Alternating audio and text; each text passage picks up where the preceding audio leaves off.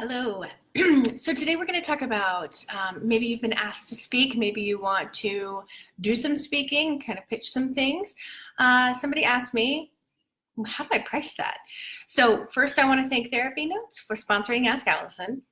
So I would say always start with the price you want and then be willing to negotiate from there, depending on if you want to negotiate or not.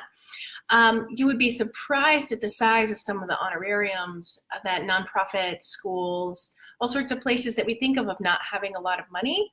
You'd be surprised at how much they might have in their coffers for someone giving a talk. So there are two things I want you to think about when you're considering the price: the time you're actually away from the office doing it, and also the preparation time. So I generally recommend that in the time that you are out of your office and thus not able to see clients, you charge based on how many, your hourly client full fee rate. And then your time preparing, depending on a number of factors, you can consider either your full fee rate for the amount of time it takes to prepare or a half fee rate. So when I speak, if I'm getting paid, I charge the full amount from the door of my office until I get back to my office, my hourly rate. And then because my full fee is high, I feel fine and comfortable with charging half that amount for any administrative time that I spend building the talk.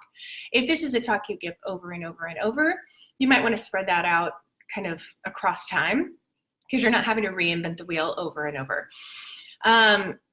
If you give them the price and they're like, "Ooh, we can't do that," then you can come back and say, "Well, what were you thinking? What are you able to pay? Maybe we can make something work." It's good to just get a feel for if it's something you're willing to do instead of just being like, "All right, see you later." Now, I do also speak for free, and I only do this if it's either likely to yield referrals that I know would be a great fit for me, and thus basically, because of the referrals I'll be getting from giving the talk, I'll be making way more than my fee for speaking over time. Or I'm giving a talk in August for a local nonprofit, and I feel good about doing that for free, and they charge per ticket and they get the money for their nonprofit.